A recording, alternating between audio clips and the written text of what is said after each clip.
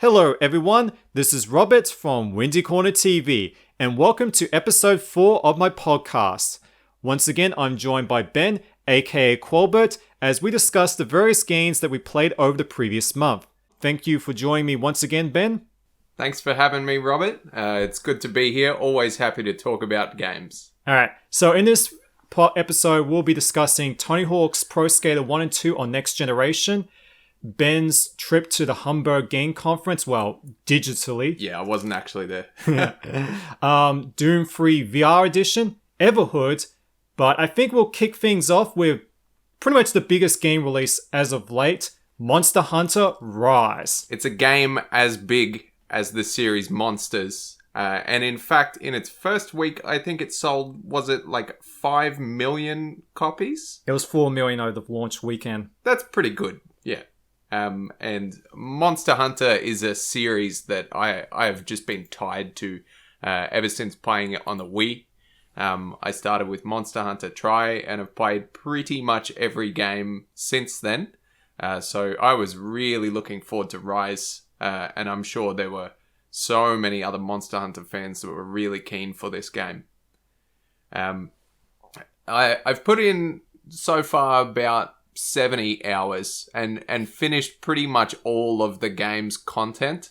And interestingly enough, the game isn't completely finished yet. Yeah, my theory is it's not a case of one of those games that was rushed out for the March release window, because companies like to put one big release at the end of their fiscal year.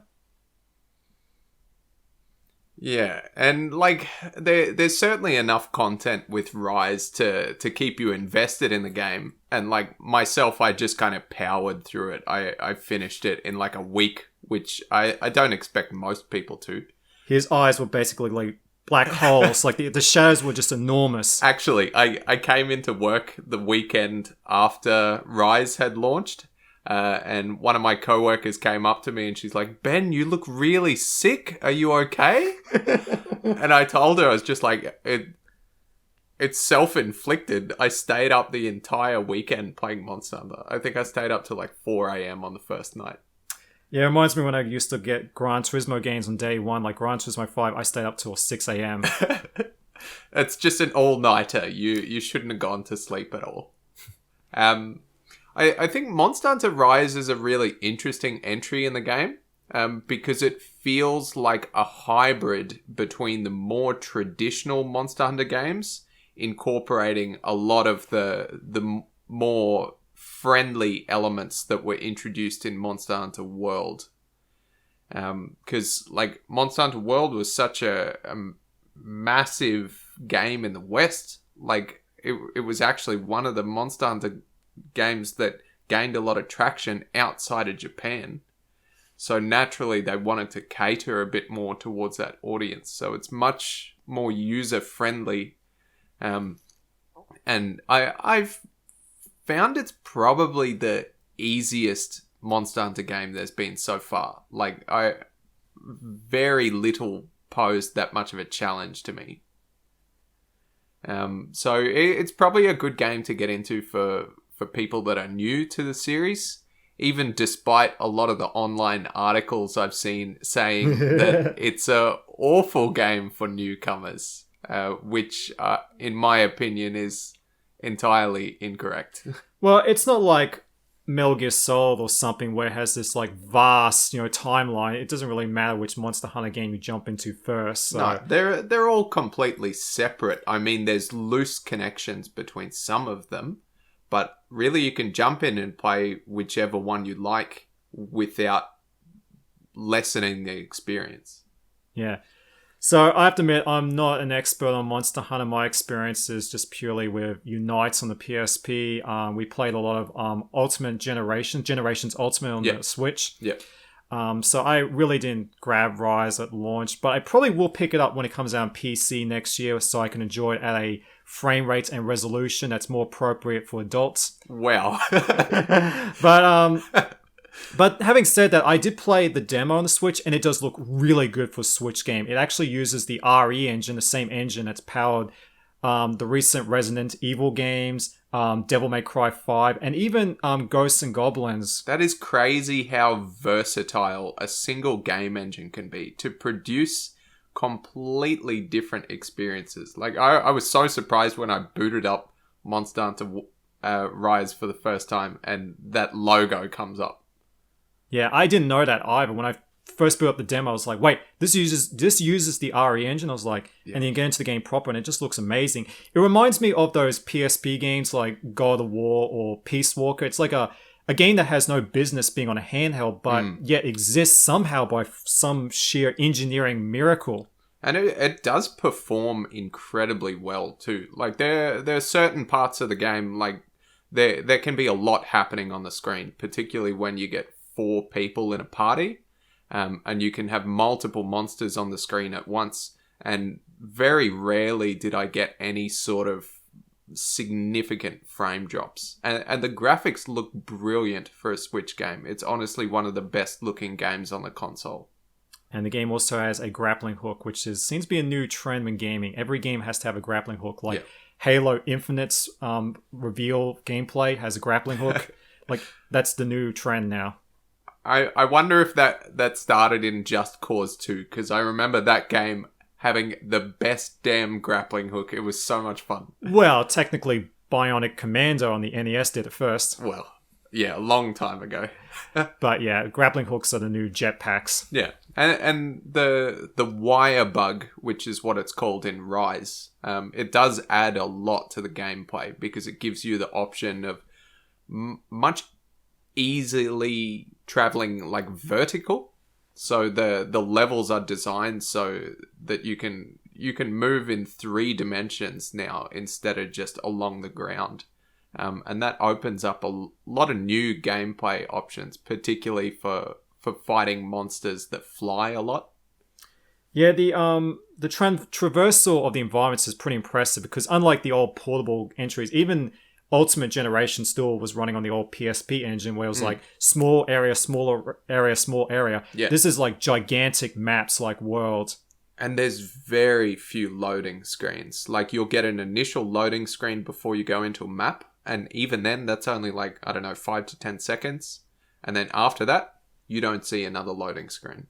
It's really good. Very seamless gameplay. See, Ben's trying to really tempt me to pick it up on the Switch. Buy it. But yeah, so would you recommend this game? I absolutely would. Like, if you're a Monster Hunter veteran, you'll get a real kick out of it because it feels like the older games. If you've never played a Monster Hunter game before, it's the perfect place to start. Either this or World, because they're a lot more approachable and user-friendly. Like, World, yes, it does have a hell of a lot more content. And I mean, it came out like 4 years ago now, so that's only natural. But there's going to be DLC in the future for Rise. And there's already enough there in the game to keep you occupied for like 60, 70 hours. So is this post-launch DLC free? Yeah, so the first round of DLC is free, which adds a couple of new monsters and unlocks your Hunter rank cap, which is a big part of Monster Hunter, because at the moment you can only go up to Hunter rank 7, and that in previous games goes up to like 100 plus. So there's going to be a lot more content, but I predict there's going to be a fair bit that will be paid DLC, most likely. Like the Iceborne expansion. Yeah, and from what I gather, Iceborne is almost like a game in itself. Whereas with Rise, there's probably going to be smaller chunks of DLC that maybe I'd compare to be similar to like the Smash Bros DLC that comes out every few months. Yeah. So when is Pyro going to join Rise? I'd like to see whether they actually put in costumes and skins and stuff like they've done for the previous Monster Hunter games. That'd be fun.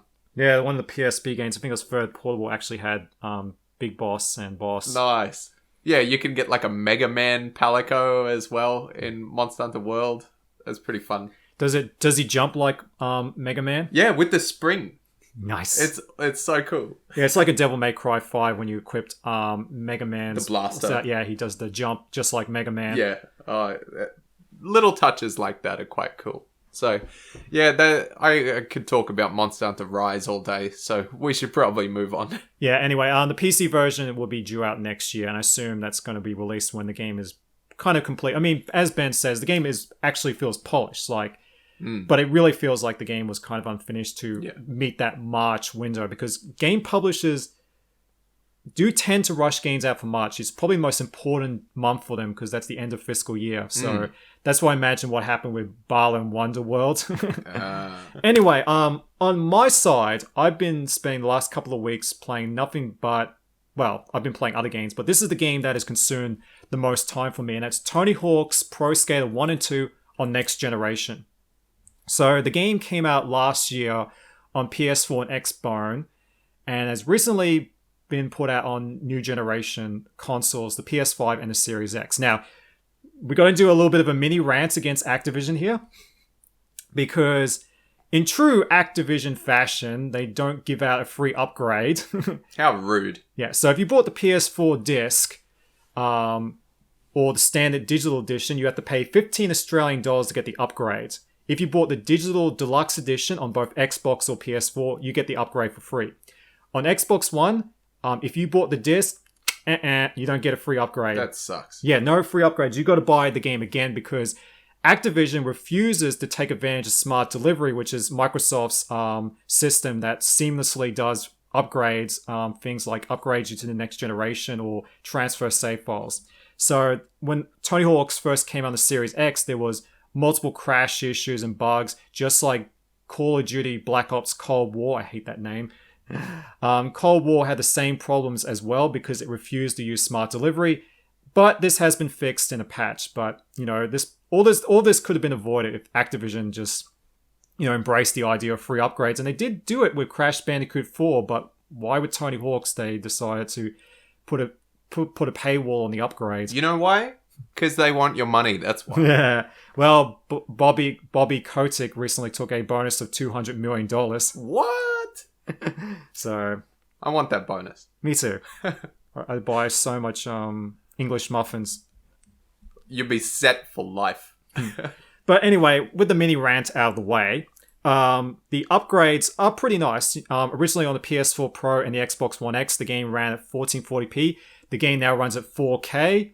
They've obviously boosted the graphics fidelity. There's also a 120Hz mode, which was initially reported as running at 1080p, but since has been revealed by VG Tech and Digital Foundry that it runs at 1440p. So it's kind of weird how Activision lowballed the number, but that would be perfect for you because you have a 1440p monitor. Yeah, I got a new monitor for our computer at home, and it's in a resolution that's kind of halfway in between 1080p and 4K, which is perfect for the Alienware laptop that belongs to your wife because it uses an RTX 2070. Yeah.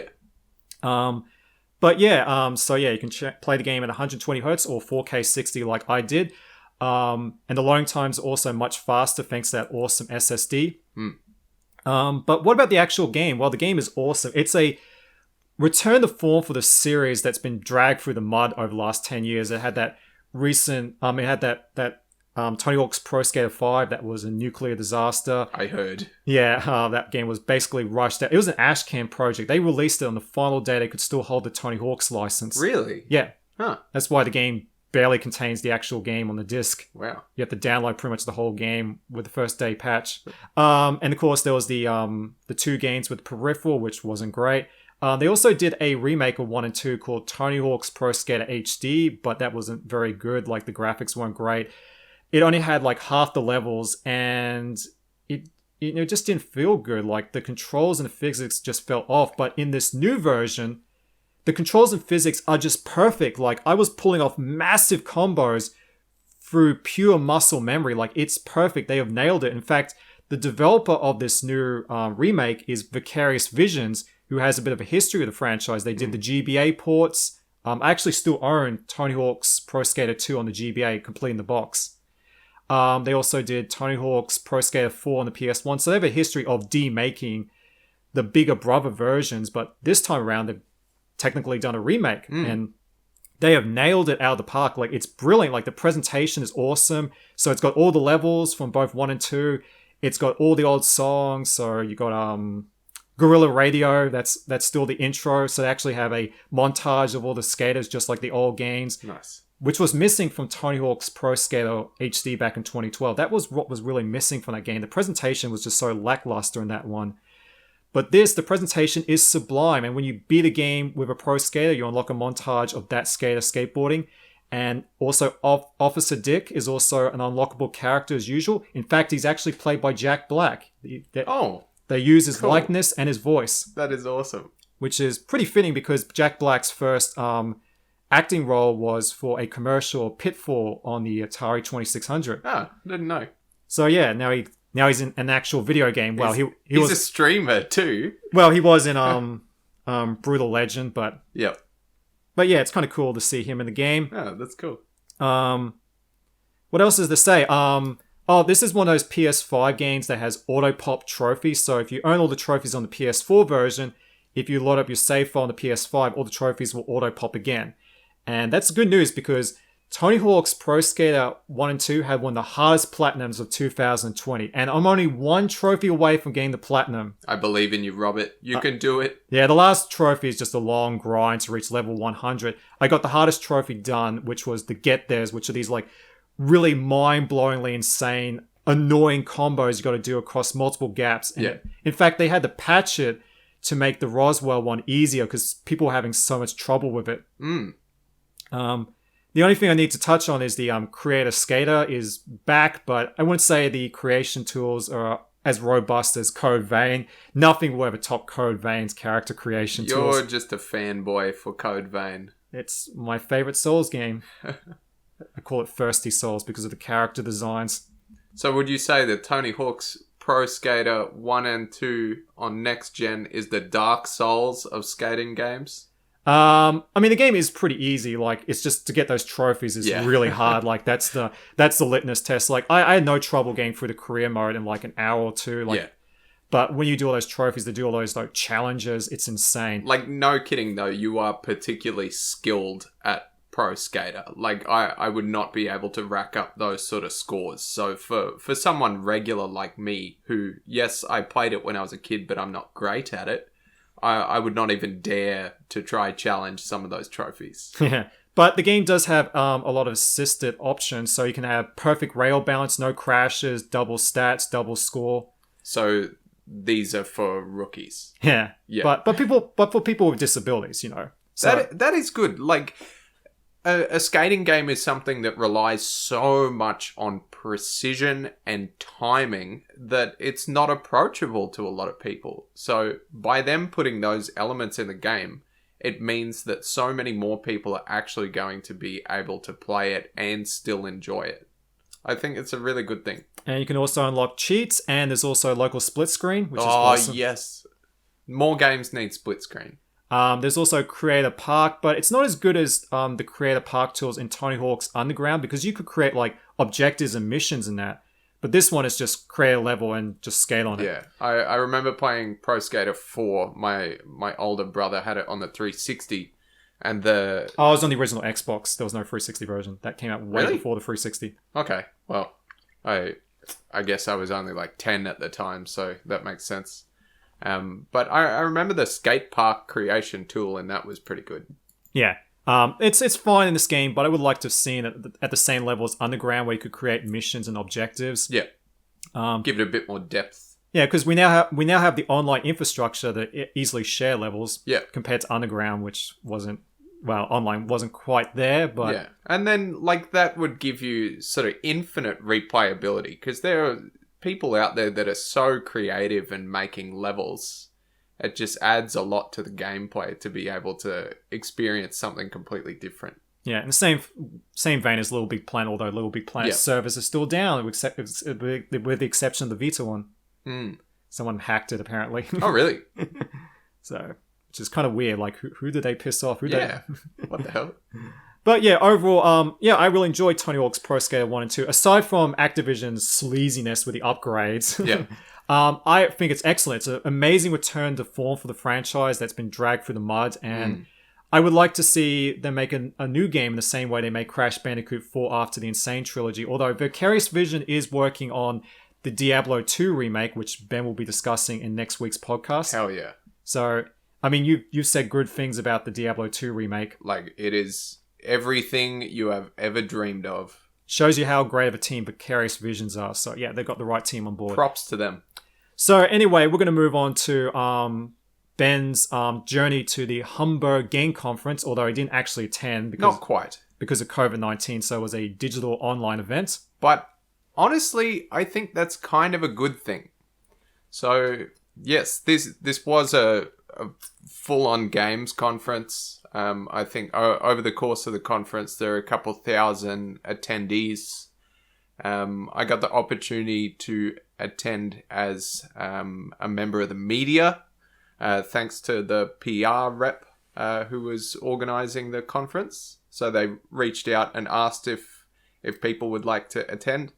And because of COVID, obviously, a physical conference is something that's very difficult to have nowadays.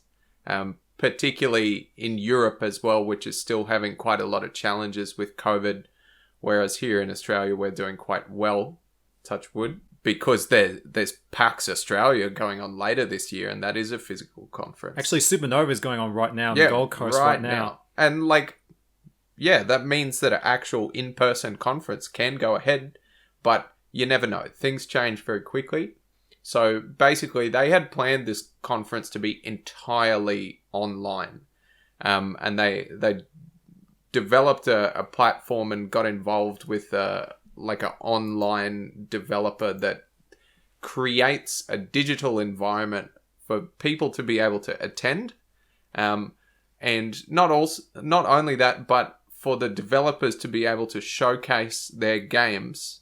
And you can get access to demos, you can watch all the footage, you get press assets. So what it was 3 days. The time for me was difficult because I'm attending from the other side of the world. I think there was something like a 15-hour time difference or something. So it being set in Hamburg. We're 10 hours ahead of Greenwich Mean Time. Okay, well, I'm awful with time zones. I had to Google it to find out when things were going on. Ben tried to send me its free ticket, but I was like, I need my beauty sleep. Yeah, so I would... It would usually start at 8 p.m. for me and go until 5 a.m. the following day. So there were occasional press conferences and interesting talks and streams from industry experts.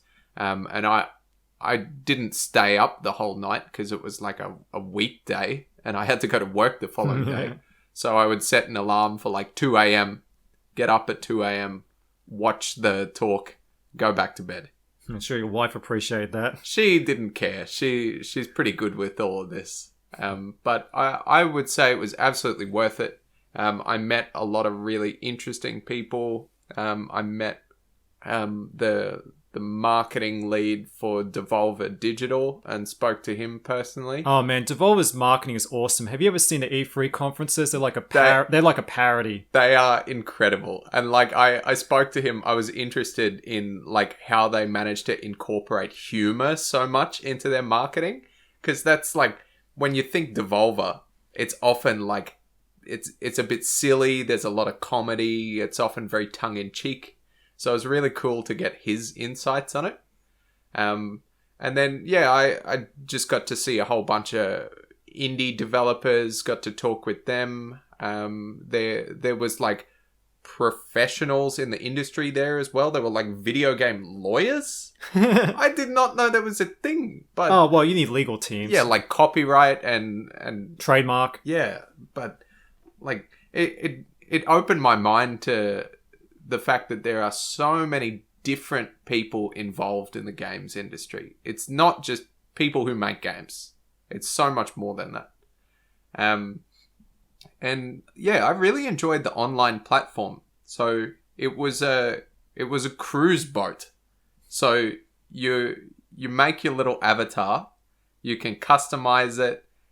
I would say I'd probably compare it a little bit to you might remember Habbo Hotel. Or Second Life. Yeah.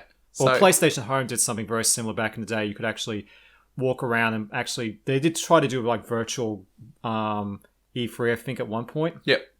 So you make your avatar. You can see everyone else's avatar on the boat.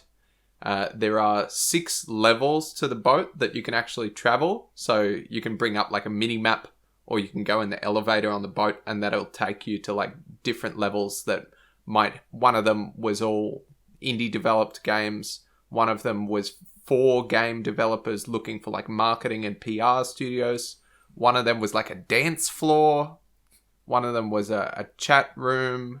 One of them was like the stage where people would give presentations. And you could click on everyone that was there. You could talk to them.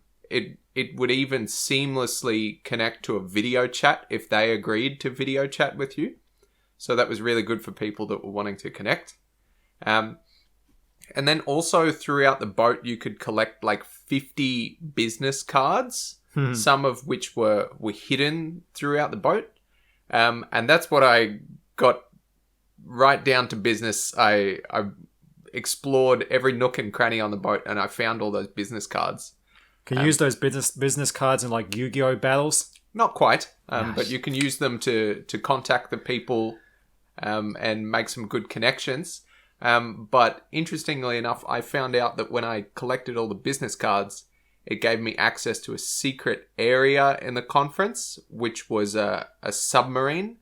And so I went in the submarine and then found out that I was the first person to get into the submarine. Awesome. And that won me a ticket to next year's conference. Nice. Yeah.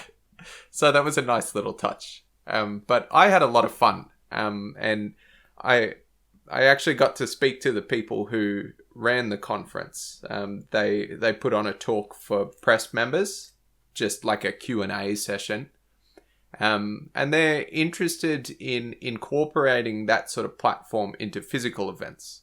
So in the future, yes, you can attend a games conference in person, but if you can't get there because you're on the other side of the world, or let's say maybe you do have a disability, it's very difficult to get there in person and actually physically get around a games conference, which is not easy for a lot of people.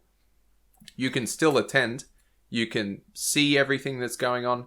The only downside is, yes, you're not there in person, but you're still getting quite a good experience. Yeah. Yeah, I would highly recommend if you get the chance to attend an online games conference. It's an awesome experience.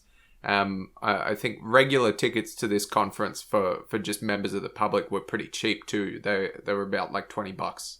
And yeah, I'd say it's well worth $20 just even to attend some of the talks.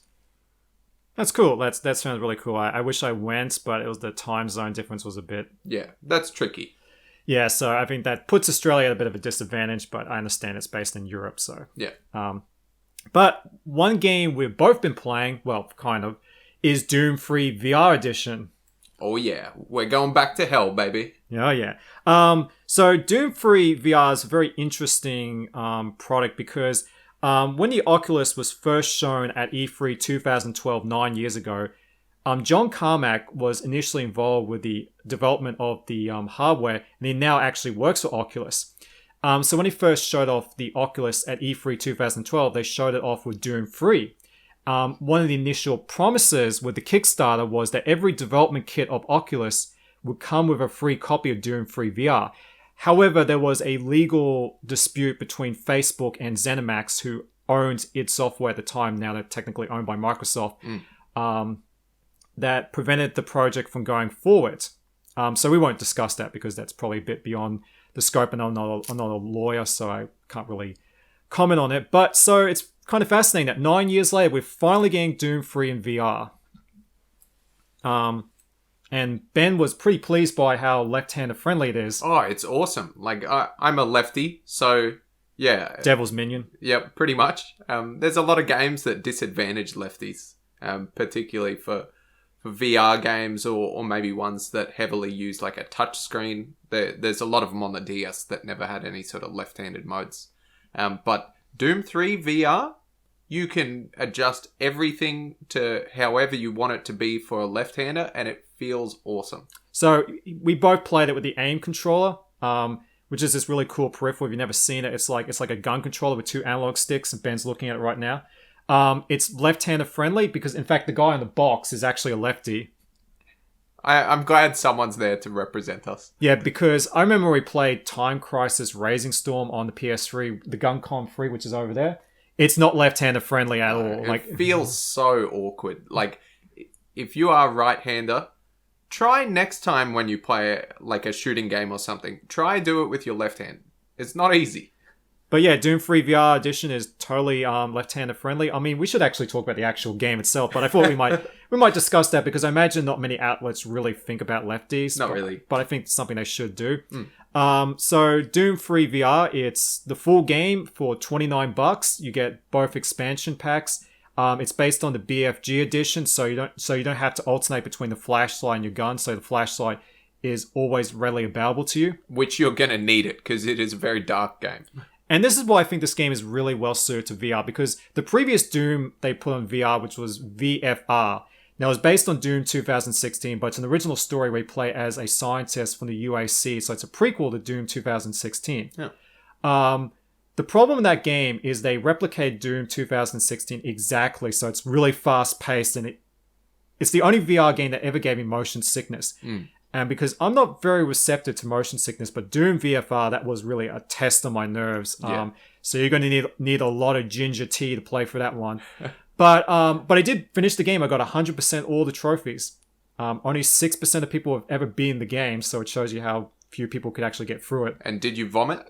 I had to take a few naps every time I completed a level. I had to take a lie down But Doom 3 is a better fit because it's more slower paced, and that horror vibe is great. Like, the immersion is incredible with the VR headset. I only played for about the first hour, but I was really impressed by the atmosphere. Like, Doom 3 is the oddball of the series because it really focuses on the story.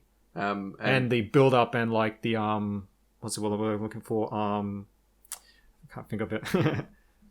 Suspense. Yeah, it's got lots of suspense. Like, there's so much suspense, more so than any of the other games. Particularly the most recent ones, they are well and truly action games. Yeah. You don't really care too much about the story. You're just killing demons. Whereas with Doom 3, there's quite a deep story, and the game starts out really slow. It's very much like Half-Life, because, you know, that's when Half-Life was really big, and every first-person shooter was trying to copy it. Games like No One Lives Forever, where it's all about, like, you know, the world building. There's a huge focus on that. And there's a lot of people who love the Doom franchise, and they hate Doom 3. Yeah. But I really enjoyed it. I played it when it first came out. Well, what PC rig did you have? Like, we had a pretty good PC at the time. However, the loading screens, I remember them taking like 2 to 3 minutes, which was pretty crazy. But I was really impressed with the game. And it's great to be able to revisit it in a way where it feels fresh. Like, playing Doom 3 in VR, I don't feel that this is like a 15, 16-year-old game. No, it still feels very refreshing. Like, they did a good job of, like, recalibrating the shooting around the aim controller. Like, you know, it feels fantastic. It's a shame the aim controller is no longer readily available. Like, it costs a fortune on eBay, because this is a game that really utilizes very well. And I know a lot of VR enthusiasts already own it, but I assume there's going to be a lot of people picking up Doom 3 in VR for the first time, and there's no other way to get it without paying exorbitant prices on eBay. Yeah. So it's probably worthwhile befriending someone who has one. Yeah, so after this podcast, I'll be loaning Ben my aim controller because I'll be gone on a trip. So I'm on a bit of a PS VR kick at the moment. A bit of a binge, thanks to me. Doom 3 VR, I do recommend picking it up. It's only like $30 Australian dollars. It's $20 US. It's a really cheap package. And that is a bargain. Yeah. Now, I should point out, they haven't announced it for any other platforms. They might do a PC port, but you can actually, if you own Doom 3 BFG on PC, there actually is a fan-made VR patch on GitHub. So if you own BFG Edition on VR on PC, you can easily get a VR version for free. A fan has also ported it to the Quest 2 recently. Cool. So the final game we're going to discuss, well, Ben's going to discuss, is Everhood. This is one of those like quirky RPGs, like like along the lines of like Earthbound or Citizens of the Earth or Moon. What's the big one? Moon? No, Undertale. Undertale. Well, Undertale was inspired by Moon RPG. Yeah. Which probably not many people have played. I haven't played it either because I haven't, I've never even seen a copy of it. Oh, it was only released in Japan, Moon RPG. Well, there you go. It only recently got an English release on the Switch thanks to Onion Games. I'd like to check it out. It's like an anti-RPG. And that's what Everhood is basically part of that same genre. Pretty much. So I found out about this game online. It's only a small indie studio. So they're small, European team of developers. I think there's only 2 main people that had worked on the game. Oh, yeah, in the interest of disclosure, Ben was given a review card, and we'll make note of that in future game discussions on this podcast. But so every other game we covered so far, we didn't get a review copy, but this unfortunately. No, but Everhood, I found it really interesting because when I saw footage of it, I was immediately like, this is just an Undertale ripoff. Yeah. It looks like Undertale. The silly dialogue is like Undertale. Can you date people? No, there's no dating, so that's where it sets itself apart. The character design looks like Undertale. Uses the same font, uses the same sound effects. I saw this and I was like, yep, this is a cash in. It's going to be rubbish. But yeah, I'll try it out. It's a free game. Can't hurt. And I was pretty impressed. So the whole concept of it is, yes, it's a pretty basic RPG experience. You go around, you explore these weird worlds full of very eccentric characters and sometimes a bit disturbing dialogue as well. What's the game rated? I don't actually know. Yeah. If I was to put a rating on it, I would probably say it's either PG or M. Probably more so towards the M side because later on the game you are actually killing people. So under that cartoon exterior is a pretty dark game. Yeah. So this is a spoiler for the game. If you want to play it, then maybe skip ahead 30 seconds. But basically, second half of the game, you end up killing every single character in the game. That's your mission. It's a bit like the genocide run in Undertale. But yeah, that is the premise of the game. The best part about it, without a doubt, is the combat. The combat is unlike any other game I've ever played. So it's a fusion of it still does feel a little bit like Undertale. How the combat actually works is a mix between a platformer and Guitar Hero. Nice. So there's 5 columns coming down towards you, and there'll be different notes on them. And usually you have to avoid the notes in order not to get hit. You've got a life bar that regenerates. And the notes come down in time with the music. Most of the music in the game is EDM, or there's a little bit of jazz and hip hop and stuff like that. And the music in the game is pretty cool. It's very varied, and they got 20 different artists to work on it. So I think that's a big appeal for it. And it contributes a lot towards the combat because the combat is all about music. Later on the game, you get the ability to hit back the notes. And that's where things get tricky. Because you have to hit back notes of the same color in order to launch them back towards your opponent. And there's actually a lot of skill involved. It does become quite difficult, and it's a good challenge. I played most of the game on hard, but after you fail a battle too many times, which I did, you've got the option to turn down the difficulty, which is really helpful. Yeah, it's always good when RPGs give you the ability to adjust the difficulty on the fly. Can you save whenever you want? You can only save at lamp posts. Are they pretty common? Yeah, I'd say they pop up every 10 minutes. The saving is fine. I feel like the pacing of the game is excellent. It took me about 5 to 6 hours to finish, so it's relatively short. And I did have a lot of fun with it. I think there are elements of the game that need to be improved. Like the graphics, some of the environments are just bare bones. Yeah, I saw the footage. We'll show some footage that Ben captured, but it's a lot of it's just black, emptiness. Yeah, and it's trying to get that same sort of aesthetic as Undertale, but I don't think it pulls it off quite as well. Some areas just look lazy. Yeah. But for the most part, I really enjoyed the game, and I think if you're looking for like a quick, silly indie game in similar vibe to Undertale, or you really like rhythm-based combat, then I would absolutely be looking up Everhood, and like, especially if it's on special, I think off the top of my head it's like maybe $10 to $15. The Australian or US? I would have to check. Don't bother.